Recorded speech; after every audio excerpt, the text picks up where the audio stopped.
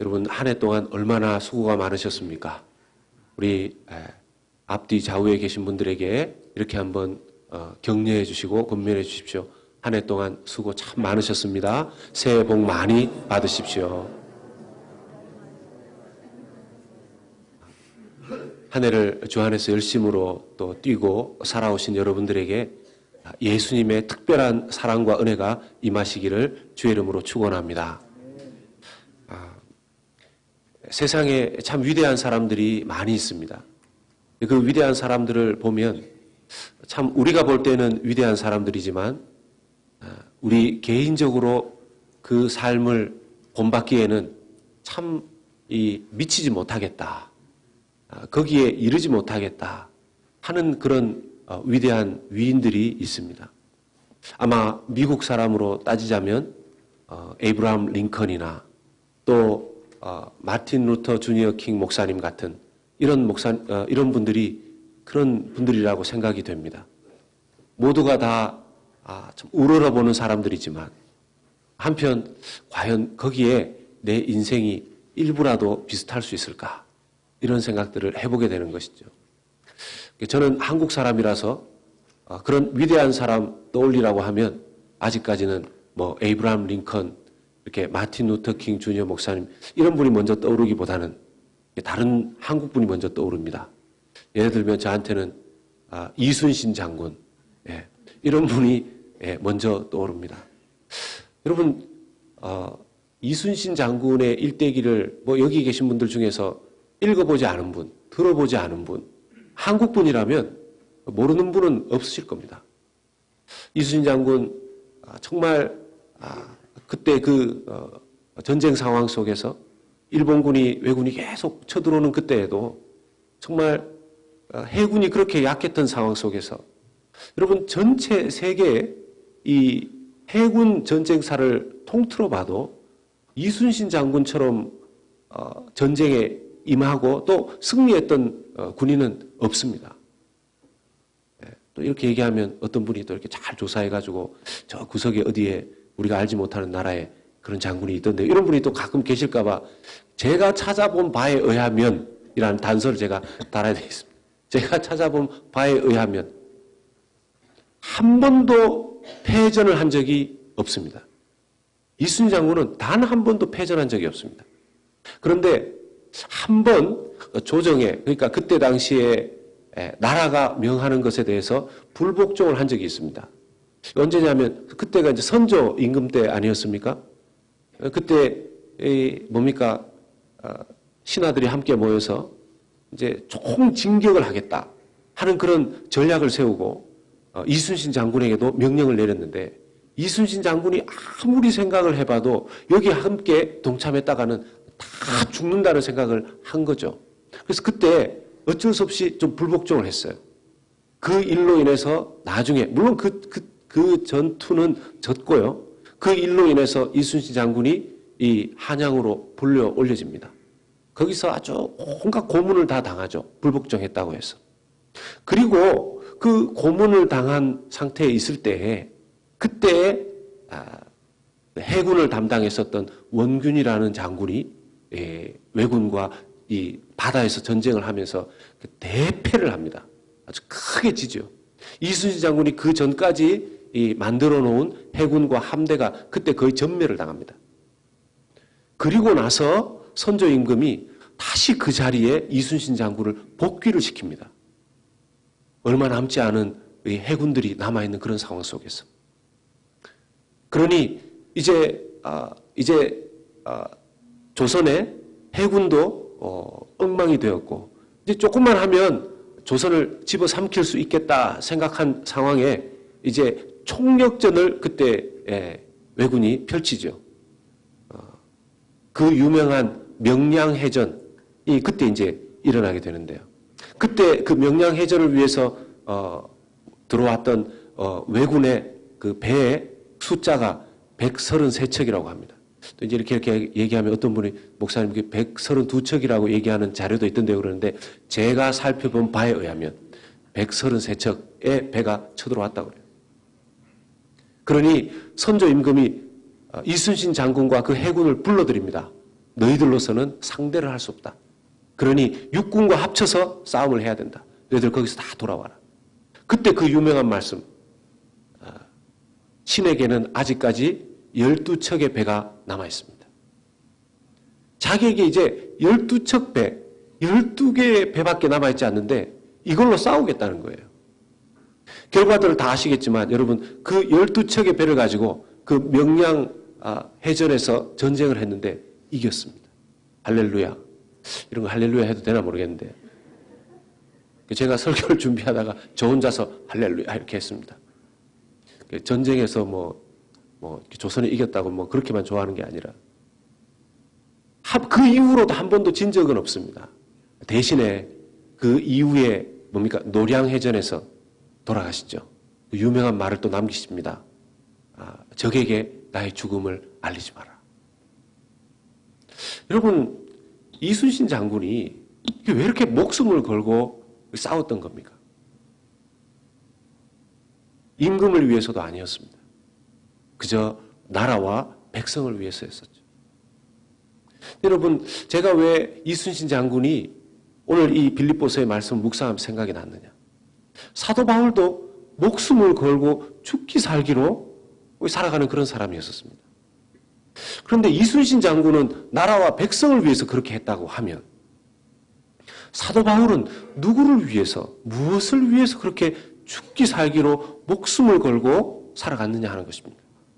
오늘 빌립보서 1장 20절 말씀입니다. 같이 읽겠습니다.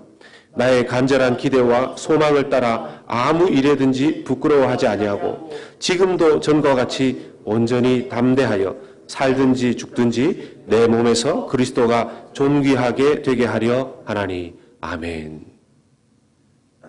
사도 바울의 유일한 목적이 그리스도가 자기를 통해서 존귀하게 되는 것이라고 합니다.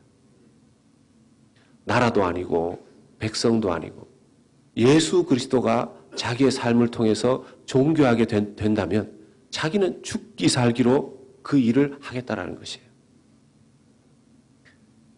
여러분 어떤 분들은 그런 얘기를 합니다.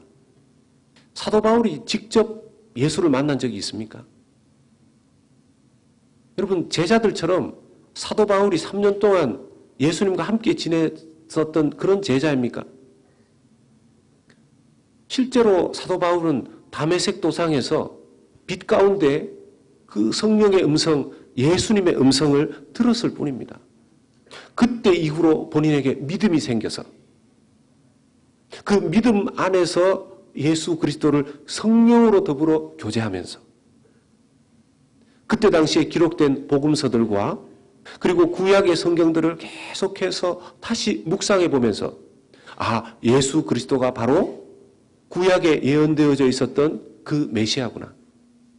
그리고 예수님의 그 십자가를 내가 직접 본 것은 아니지만 그 예수 그리스도는 십자가에서 자기의 죄를 위해서 죽고 자기를 위해서 살아난 자신의 구원자이고 자기의 주님이구나. 이것을 깨닫고 그의 평생을 예수님께 세상 말로 정말 완전히 미쳐서 그렇게 드렸던 인물이 바로 사도 바울이죠. 예수님의 제자들이 3년 동안 예수님과 살면서 그 사랑과 정 때문에 인생을 그렇게 드렸다라고 한다면 그래도 좀 이해를 할 수 있겠는데 사도 바울은 직접 예수님과 함께 살았던 그런 공생의 기간도 없음에도 불구하고 이렇게 예수님을 위해서라면 죽든지 살든지 자기는 상관없다 이렇게 고백하는 것이 놀랍지 않을 수가 없습니다.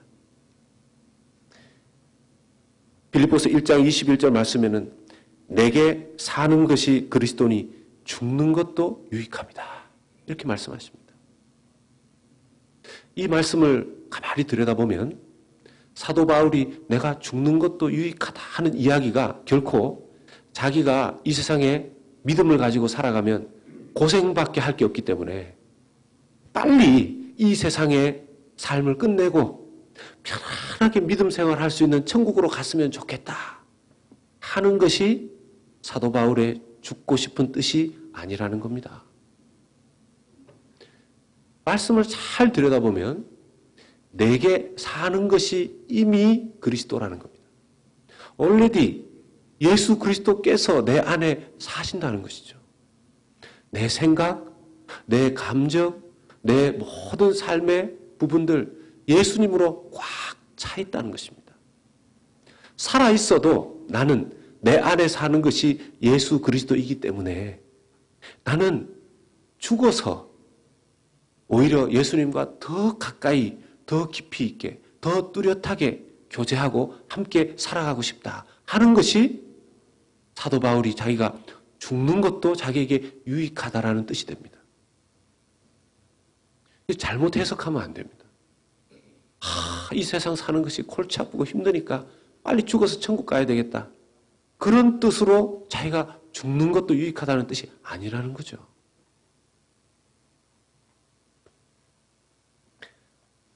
그가 만약 이 땅에 시간들을 더 허락을 받는다면 자기는 이런 뜻으로 이 땅의 시간들을 보내겠다 하는 고백이 있습니다. 오늘 말씀 1장 22절 말씀입니다. 같이 읽습니다.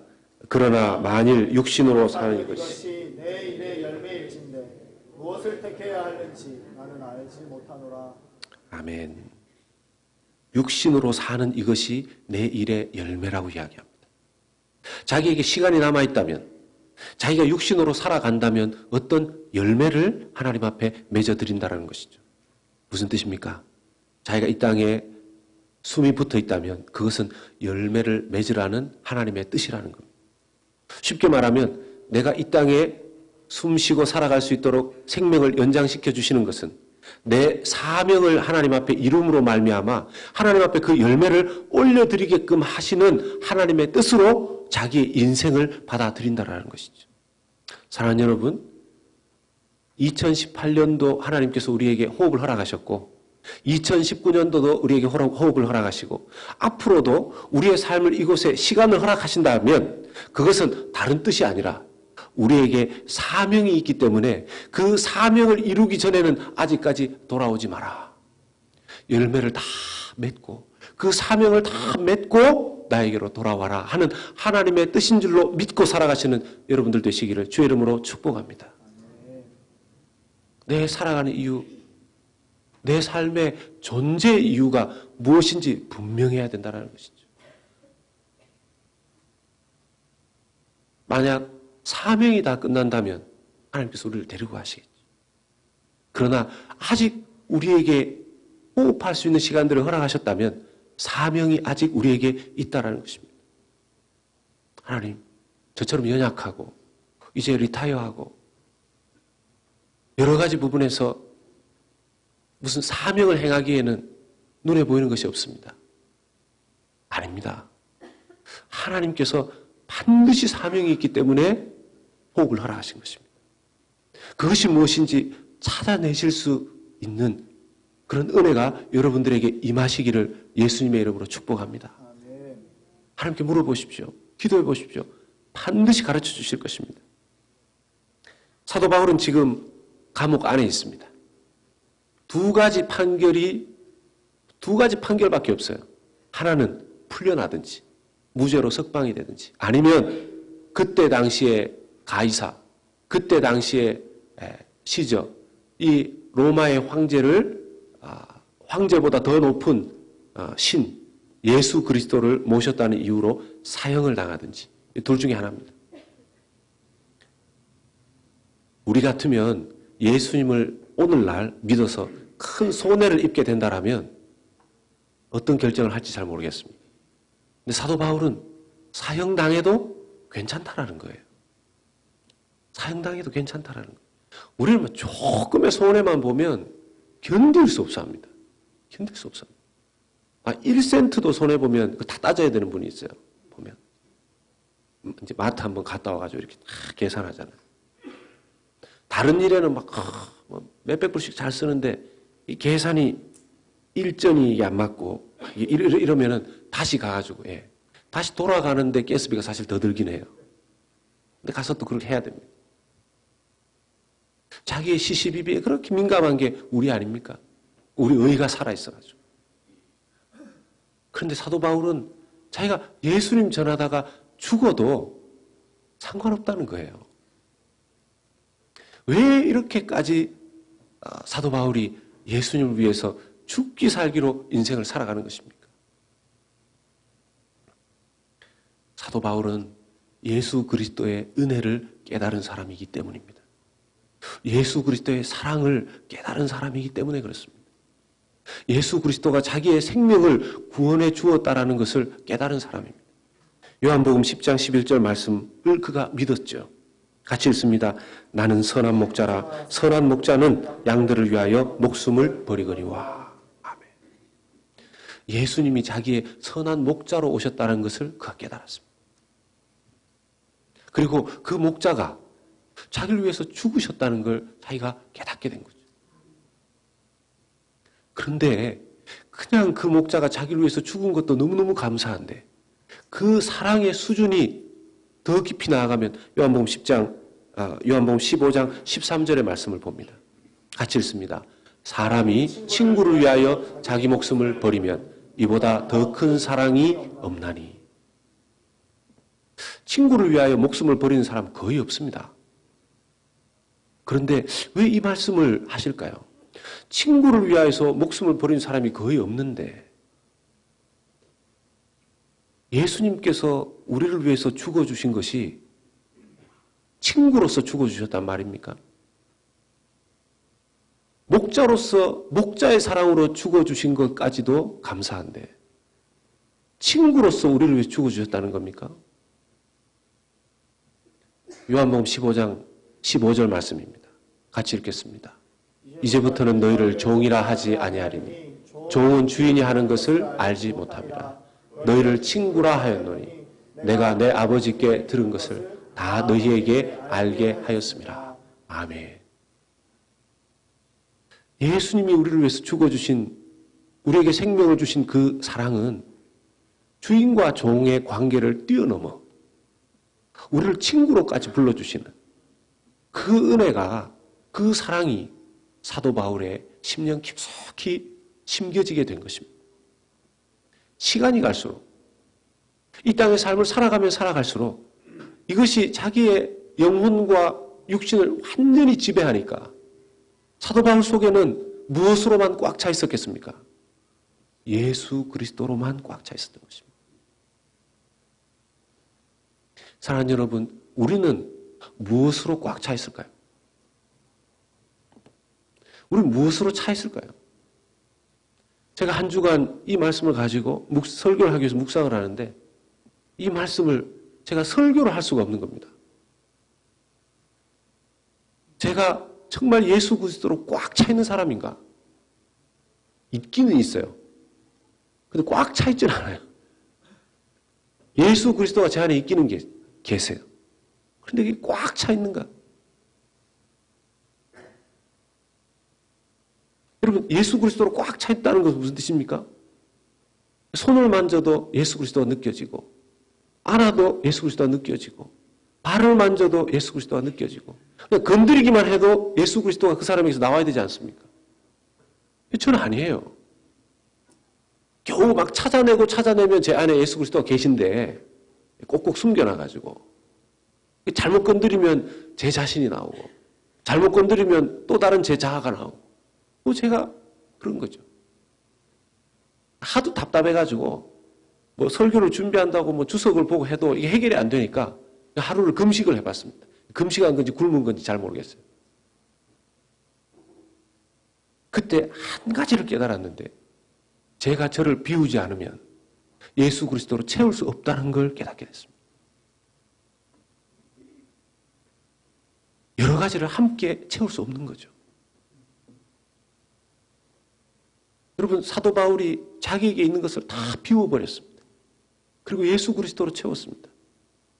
여러분, 이건 불교의 비움 사상하고는 다른 겁니다. 도교가 생각하는 묵상하면서 자기를 비워라. 그럼 비우는 걸로 끝이 나면요, 자칫 잘못하면 거기에 다른 게 들어가서 큰일 납니다. 근데 우리가 비우는 이유는 예수 그리스도를 채우기 위함이죠. 아깝잖아요. 아까워합니다. 내 속에 있는 것, 내가 생명처럼 사랑하는 그거 어떻게 비웁니까?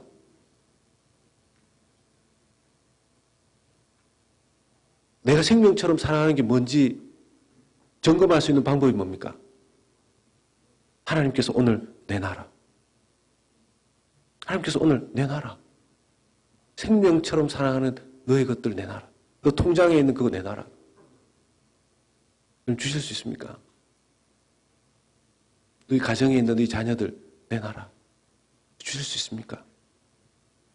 그게 우리가 생각하는 생명처럼 내 안에 나를 채우고 있는 것이라는 거죠. 하나님 정확하게 하세요. 우리 죽기 살기로 못 사는 겁니다.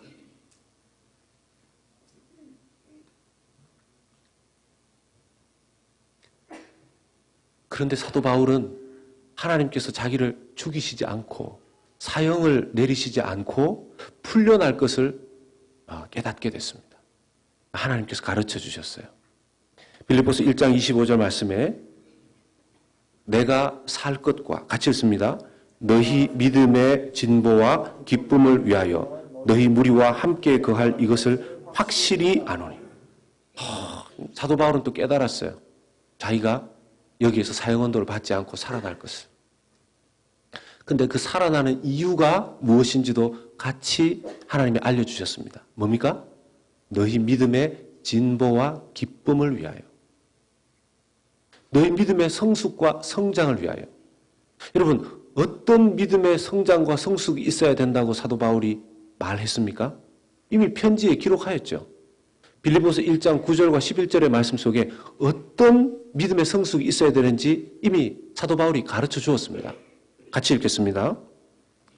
내가 기도하노라 너희 사랑을 지식과 모든 총명으로 점점 더 풍성하게 하사 너희로 지극히 선한 것을 분별하며 또 진실하여 허물 없이 그리스도의 날까지 이르고 예수 그리스도로 말미암아 의의 열매가 가득하여 하나님의 영광과 찬송이 되기를 원하노라. 아멘.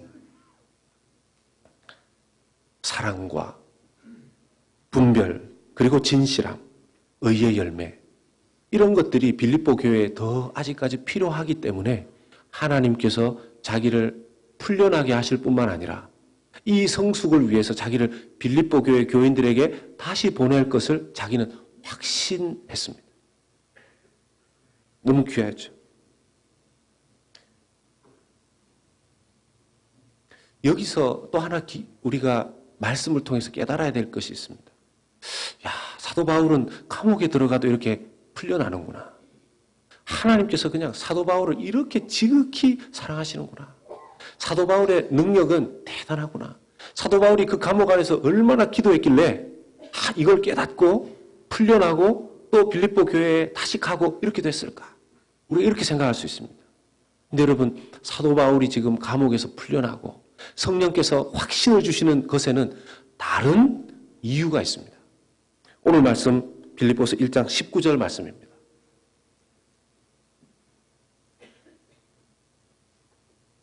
같이 읽겠습니다. 이것이 너희의 간구와 예수 그리스도의 성령의 도우심으로 나를 구원에 이르게 할 줄을 아는 거로. 아멘.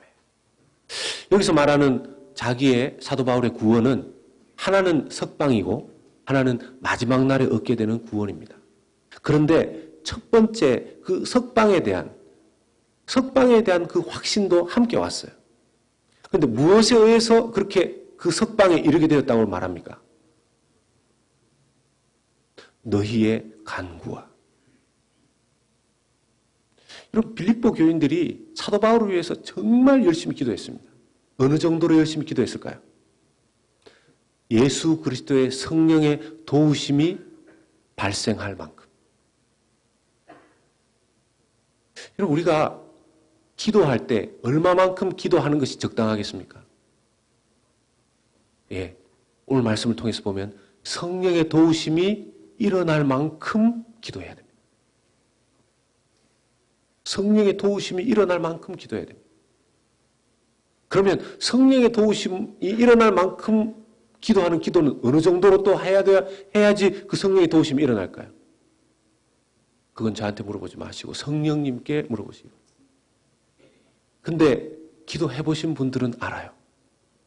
어느 정도로 기도하면 성령의 도우심이 일어나는지. 여러분, 사람이 도와줘도 힘이 생기는데 그렇지 않습니까?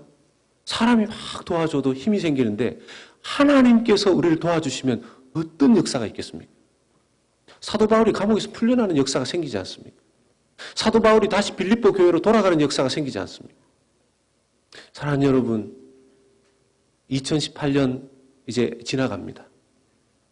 2019년에는 성령의 도우심을 받아 누리시는 그런 기도의 자리에 나아가시는 그런 기도의 삶을 살아가시는 우리 성도님들 되시기를 예수님의 이름으로 축복합니다. 성령의 도우심을 반드시 받아야 됩니다. 여러분, 근데 이것이 놀랍게도 사도 바울이 혼자서 한 기도가 아니라 빌립보 교회와 함께 했던 기도라는 거죠. 여러분, 우리 교회가 이런 기도로 하나 되는 교회 될 수 있기를 주님의 이름으로 간절히 부탁드립니다. 중보하면서 기도하는 거예요. 교회 안에 몸이 아픈 분들, 교회 안에 어려움이 있는 분들, 그분들을 위해서 보면 성도들이 막 벌떼같이 몰려들어가지고 막 기도하고 애를 쓰고 할 때 놀라운 역사가 일어나는 걸 봅니다. 몸만 낫는 것이 아니라 육신만 낫는 것이 아니라 영적으로도 회복되는 것을 보게 돼요. 처음에 병원에 들어가게 되고 몸이 아플 때 했을 때는 얼굴이 그냥 이미 보면 죽은 사람 같아요. 그 병에 걸려서 완전히 이제 인생이 끝났다. 근데 막 사람들이 몰려와서 계속 기도하고 중간쯤 그 기도할 때 모습을 봐도 아직 그렇게 믿음이 생길 것 같기도 하고 안 생길 것 같기도. 근데 계속 기도하니까 육신의 회복이 일어날 뿐만 아니라 영적으로도 회복되더라고요. 그 정도의 역사가 있을 수 있을 만큼 기도해야 되는 줄 믿습니다. 그 양을 채워야 되는 거죠. 그 양을 채워야 되는 거죠.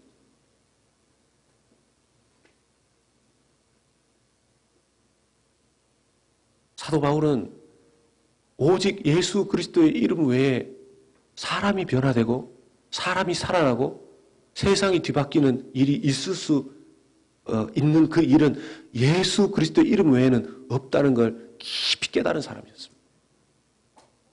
사도행전 4장 12절 말씀입니다. 같이 읽습니다. 다른 이로서는 구원을 받을 수 없나니 천하 사람 중에 구원을 받을 만한 다른 이름을 우리에게 주신 일이 없음이라 하였더라. 아멘. 우리 믿음으로 크게 아멘 합시다. 아멘.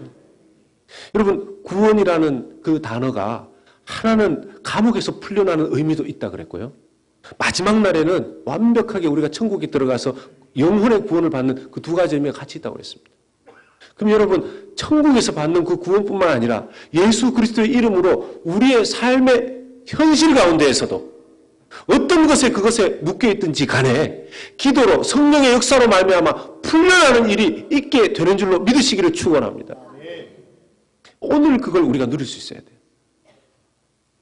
예수님을 믿으면서도 계속 발목이 잡혀서 세상의 발목이 잡혀서 질병의 발목이 잡혀서 사람이 생각하는 것에 따라서 완전히 다르게 사는 삶을 봅니다. 어떤 사람은 아파졌기 때문에 힘이 쫙 빠져서 아무것도 못하겠다는 사람이 있고, 어떤 분은 아파졌기 때문에 내게 큰 질병이 왔기 때문에 그냥 아무것도 신경 쓰지 않고 나는 그냥 오직 하나님이다. 이렇게 더 힘을 내는 분이 계세요. 결과는 완전히 다릅니다. 어떤 분이 암 선고를 받고 몇 달밖에 살지 못한다고 그랬는데 이왕 이렇게 된 김에 그냥 이전에 하지 못했던 신앙생활이나 마음껏 해야 되겠다. 그 이후로 6년, 7년이 지났는데도 아직도 살아계신대요. 병원에 진찰하러 가면 의사가 놀란다. 어떻게 아직도 자기 병원에 오시냐고. 나중에 9년인가 됐을 때 병원에 가니까 이제 완치됐으니까 오지 마라. 완치됐으니까 오지 마라. 그런 구속의 역사가 우리 사랑하는 성도들에게 가정에 있으시기를 주 예수님의 이름으로 축복합니다. 그런 성령의 도우심이 있으려면 간구가 반드시 필요한 거죠. 간절히 기도하는 간구가 정말 필요한 거죠. 내일 특별 새벽 기도회 내일부터 시작하는데 내일 첫 설교가 그겁니다. 운명을 극복한 예배.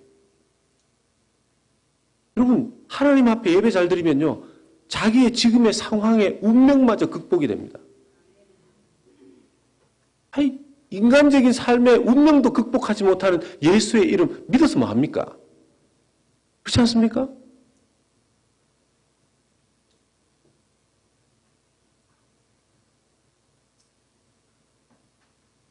그러므로 여러분, 우리가 몇 가지를 반드시 기억했으면 좋겠는데, 첫 번째는 적당히 믿으라는 위험한 유혹에서 자기가 자기 자신을 잘 지키고 주의해야 돼요. 적당히 믿으라. 많이 들어보셨죠? 적당히 해라. 적당히. 제가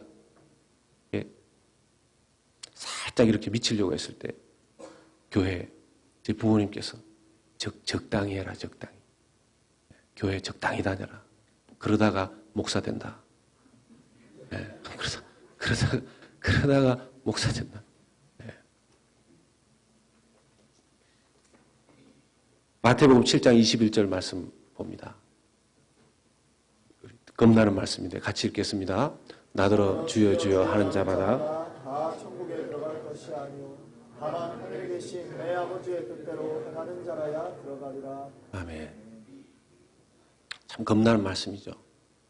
저도 늘 봐도 두려운 말씀입니다. 그럼 저 말씀 속에 우리가 반드시 기억해야 되는 것이 천국, 주여 주여 하는 자마다 천국에 다 들어가지 못한다. 이건 누구나 다 아시는 말씀이고. 그 뒤에 부분을 우리가 잘 봐야죠. 다만. 누가 들어가느냐? 하늘에 계신 내 아버지의 뜻까지로 끝나는 분도 많으세요. 하늘에 계신 내 아버지의 뜻을 아는 걸로 만족하는 분들이 많았어요. 여러분, 우리 성경으로 받아야 되는 줄로 믿습니다. 하늘에 계신 내 아버지의 뜻을 아는 자라야 들어가리라가 아니에요. 지식이 우리를 구원해주지 못해요. 성경을 지식적으로 아는 것이 우리를 구원해주지 못합니다. 성경 공부 많이 한다고 우리가 구원받는 거 아닙니다. 뭡니까? 내 아버지의 뜻대로 저만 보입니까? 여러분들 보이시죠? 어떻게 해야 된다고요? 행하는 자라. 순종하고 실천하는 자라. 말씀대로 순종하고 실천하는 자라. 적당히 믿을 수 있는 부분이 점점 사라집니다.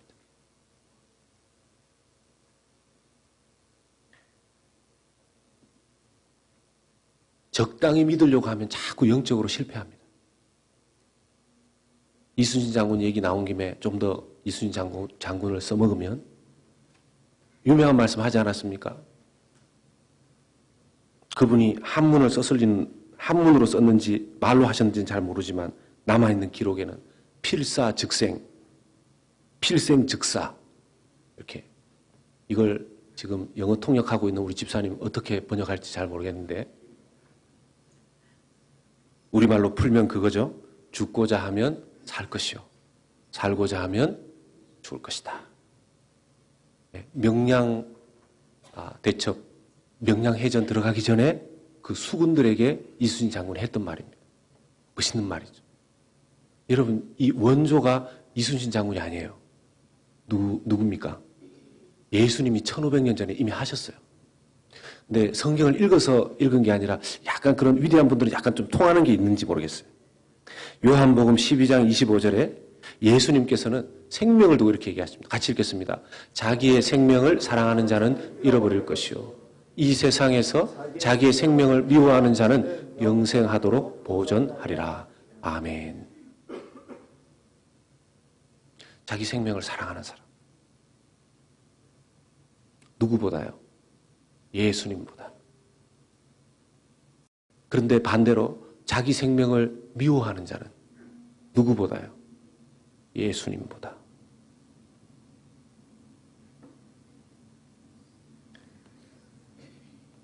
두 번째는 기도를 성령의 도우심을 받을 때까지 해야 된다는 것입니다. 여러분, 2019년에는 기도 생활을 한번 다르게 하시기를 결단해 보시기 바랍니다. 아무도 아멘 안 하시는데.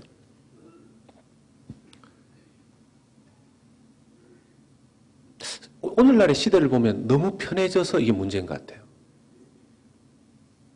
뭐 늘 자주 말씀드리지만 요즘 자기 자신의 셀폰 번호도 잘 못 외운다고 하지 않습니까? 어떻게 셀폰 번호 몇 개 외우십니까? 어떤 분은 자꾸 10년 전 자기가 셀폰 가지고 있었던 첫 전화번호, 그리고 한국의 집 전화번호는 기억이 나는데 얼마 전에 만들었던 우리 아들, 딸 전화번호는 생각이 안 납니다. 이런 분들 많습니다. 저도 제 고향 집 전화번호는 이미 없어졌는데 자꾸 생각이 나요. 오늘날 너무 나를 대신해서 나를 도와주는 그런 것들이 많으니까 그게 저의 기억력들을 많이 감퇴시켰어요. 요즘 지도도 잘 보지 않지 않습니까? 근데 여러분, 다른 도움은 오히려 우리에게 도움을 주기도 하지만 우리를 힘을 좀 빼게 하는데 성령의 도우심까지 그렇게 되면 안 됩니다. 성령의 도우심까지 그렇게 되면 안 됩니다. 스가랴서 4장 6절 말씀을 같이 보겠습니다. 같이 읽습니다. 그가 내게 대답하여 이르되 여호와께서 스룹바벨에게 하신 말씀이 이러하니라. 만군의 여호와께서 말씀하시되 이는 힘으로 되지 아니하며 능력으로 되지 아니하고 오직 나의 영으로 되느니라. 나 오직 주님의 성령으로 되는 줄로 믿습니다. 이 성령을 정말 성령의 도우심을 경험한 사람들은 한계가 없는 그런 도움을 받으세요. 여러분, 성령의 무한한 도움을 받으시는 여러분들 되시기를 주님의 이름으로 축복합니다. 하나님이 한 요 정도 도우실까? 하나님이 한 이 정도 도우실까? 하나님 어느 정도 도우실 것 같습니까?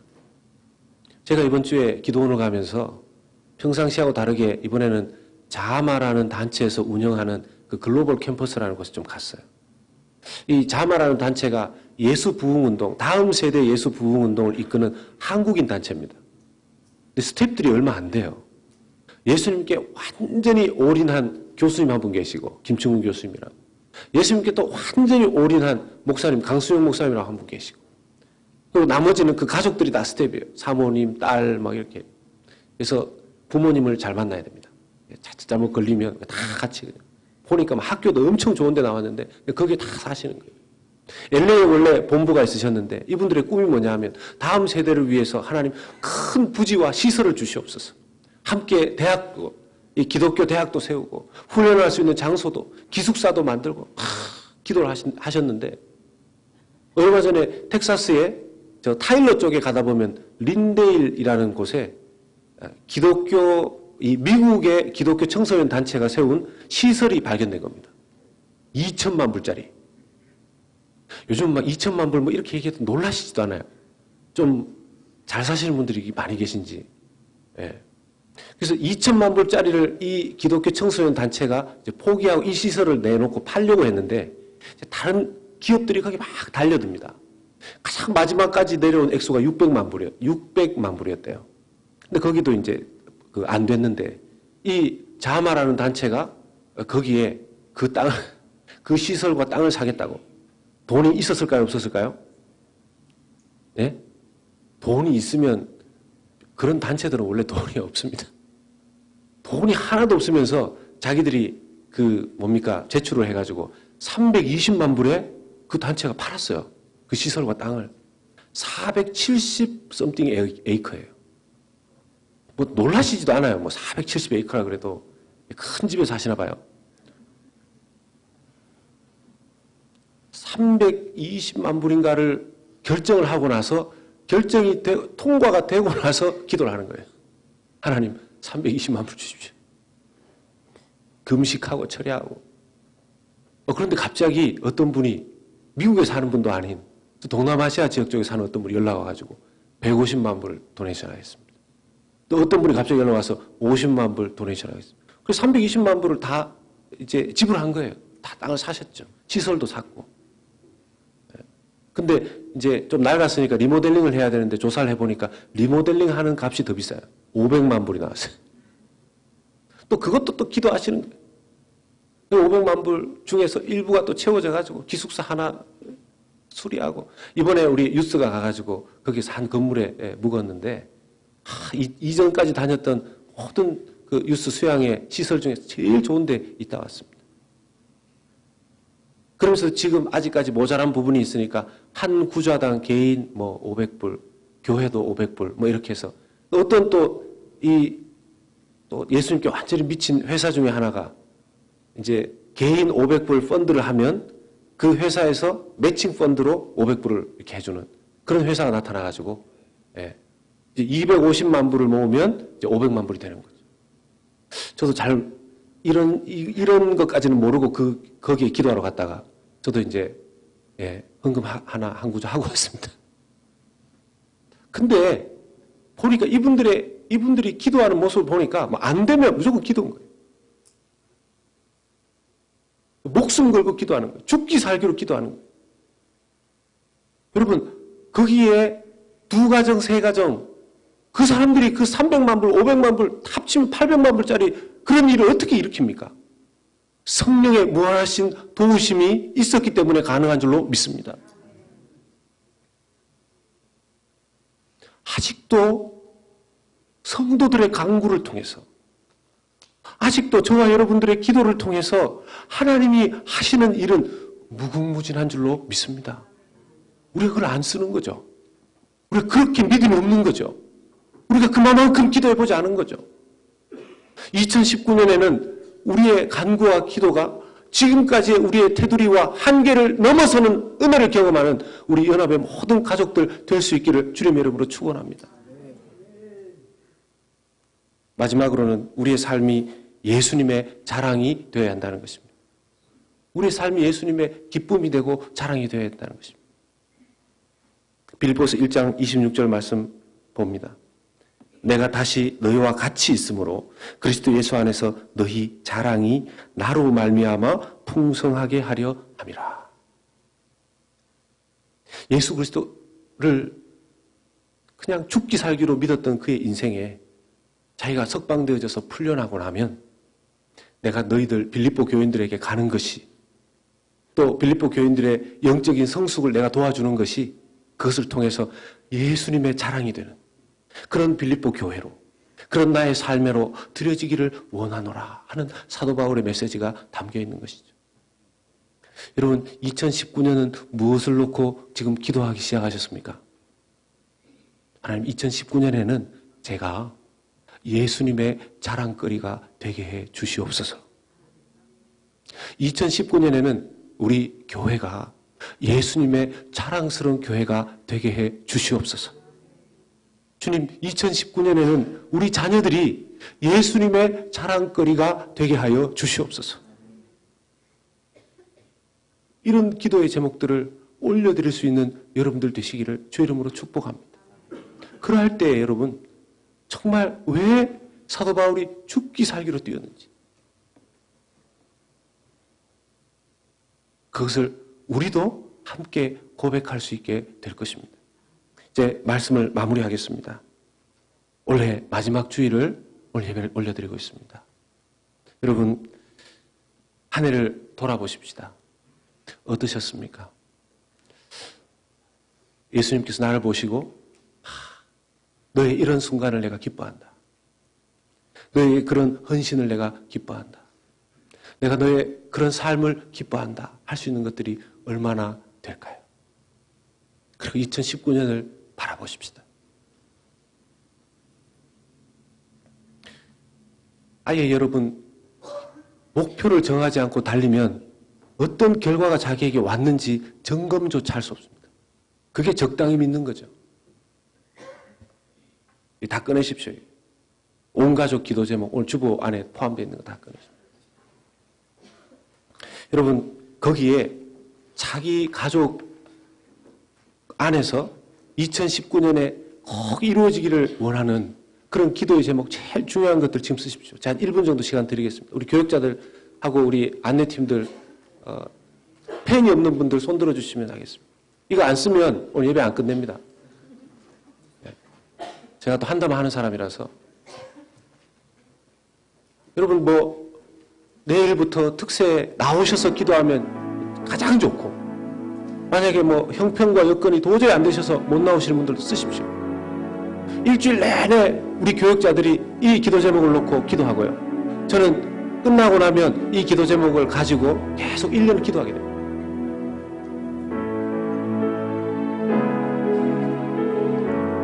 가족들 이름 써주시고, 그리고 그 밑에 정말 자기 자녀, 자기 아들과 딸, 자기 자신 위해서 기도 제목 쓰십시오. 오늘 헌금보다 더 중요한 게 이겁니다.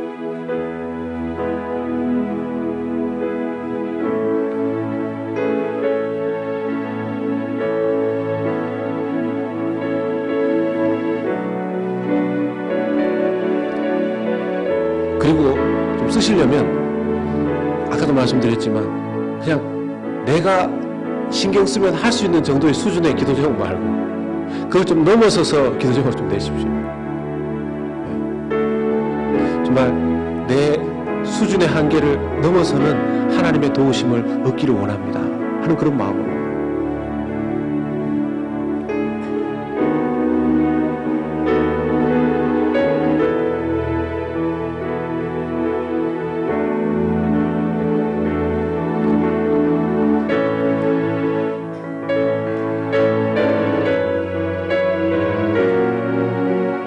내일부터 한 주간 동안 정말 특세를 우리 연합교회 가족들이 하게 될 텐데, 그때 하나님께서 성령에 도우시는 그 역사, 우리 성도들이 내일 새벽에도 죽기 살기로 또 기도할 텐데 하나님 역사하실 줄로 믿습니다. 이 기도 제목에 제출하신 그 내용 그대로 주님께서 이루어 주실 줄 믿고 여러분 믿음으로 기도하는 마음으로 쓰시면 되겠습니다.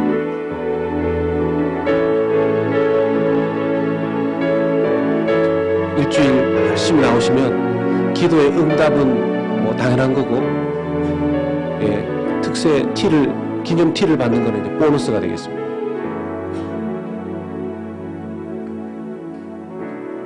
다 쓰셨는 줄로 믿고요. 조금 있다가 헌금 바구니가 돌 때 그때 넣으시면 됩니다. 주 안에서 기도로 하나 되며 승리하며 놀라운 은혜를 만끽하시는 2019년 될 수 있기를 예수님의 이름으로 부탁드리고 축원합니다. 우리 같이 한 목소리로 소리내어서 우리 반주를 들으면서 기도하기를 원하는데요. 나에게 있어